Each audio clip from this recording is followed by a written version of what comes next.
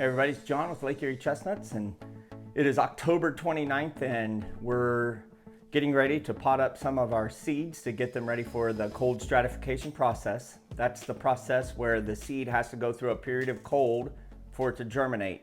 Some of these don't require a stratification process, but I put them in the cold anyway to slow them down because I don't want to plant them in the fall and have to deal with them all winter in my little growing house that you've seen on previous videos.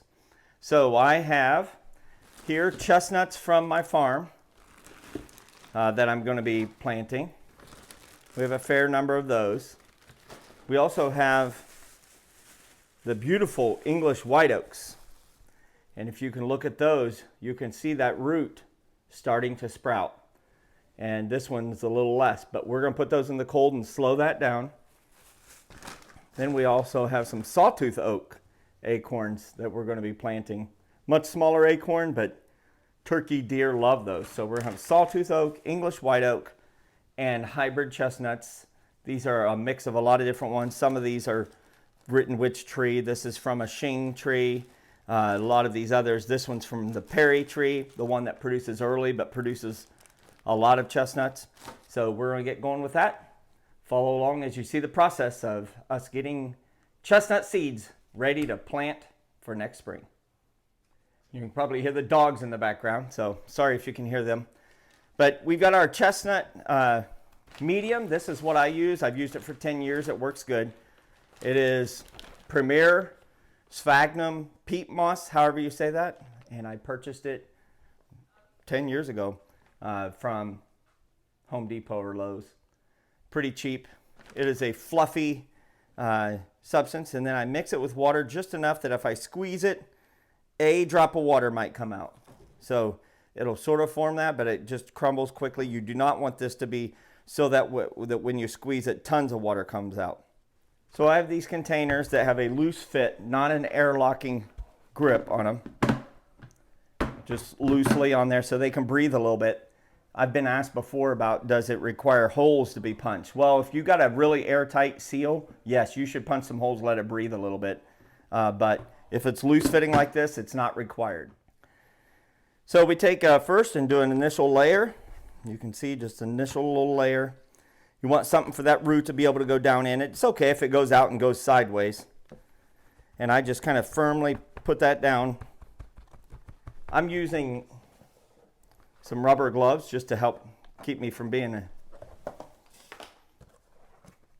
my fingernails as dirty, but you know, you can have fun playing with the dirt just when you have things to do later that day. This is the difficulty that you run into if you really want to keep trees identified.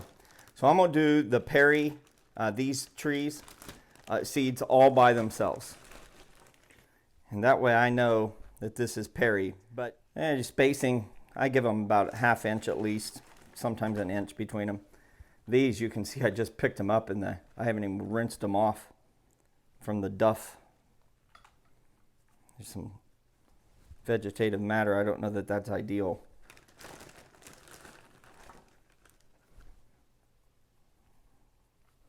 But they deal with it in the wild, so they're going to deal with it now.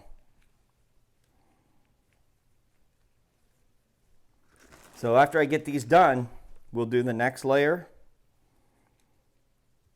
And then we'll label the box, put them in the fridge. You don't want them to freeze. Chestnuts don't do well with freezing. They will die and they will not sprout. You won't be able to eat them or grow them.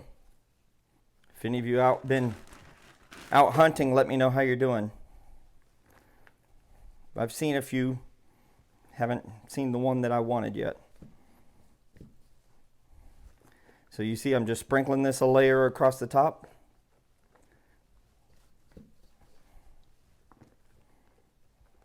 And I'll get it all across. You don't want any nuts exposed or seeing any tops of brown before you start putting the next ones. So see that one, you can kind of see, cover it up. That way they're not touching. That does a couple things. If that seed gets moldy, if it's touching the next seed, it's much easier for the mold to move there. And then I pat it down. And I start with the next row.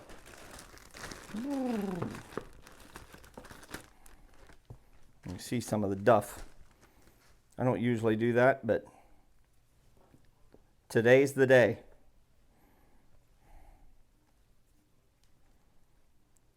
So these will be put into the refrigerator, and the colder the better, but you do not want to freeze them. And if you get them to like 34, 35, I really wouldn't risk going down to 32 and coming back and finding your nuts are frozen.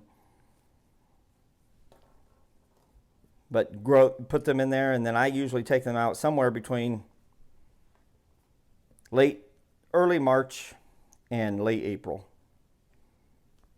It's not ideal to start them early, as you've heard me complain. Once you get them out, you got to take care of them.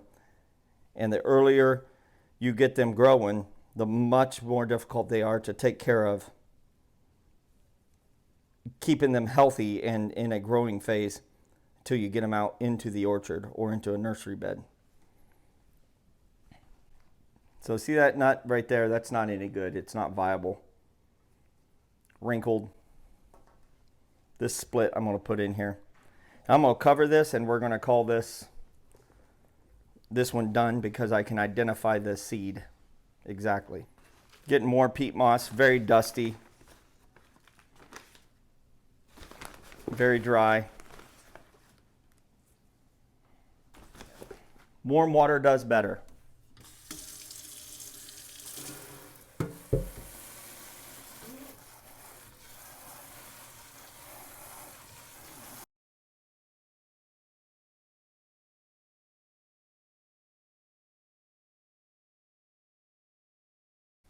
You really don't want it to be too moist. It'll really promote mold. Well, I'm going to do this on repeat. I'm not going to make you watch the whole process. We'll come back when we're done. Well, we've got 3 tubs of chestnuts going. We got 7 more pounds of chestnuts coming that I purchased from Chestnut Ridge of Pike County. So I'll put these in the fridge. I'll put them in there, and we'll check on them about every 2 weeks to 4 weeks. And then we'll be ready to take them out next spring and grow them into beautiful chestnuts for sale or for filling in with my chestnut orchard. So thanks for following me here. Get your chestnuts ready to go so the next spring you're not sad and anxiously looking for some. All right, put these away in the fridge.